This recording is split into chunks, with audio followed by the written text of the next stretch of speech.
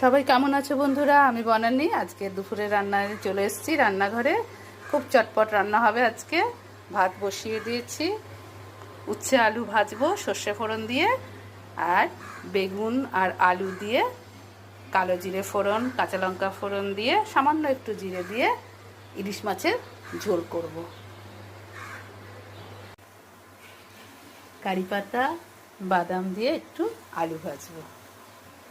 ইলিশ মাছ ফুটে গেছে, আলু ঝোল ইলিশ মাছ সব ফুটে গেছে। একটু ওপর দিয়ে একটু কাঁচা তেল দিয়ে দিলাম।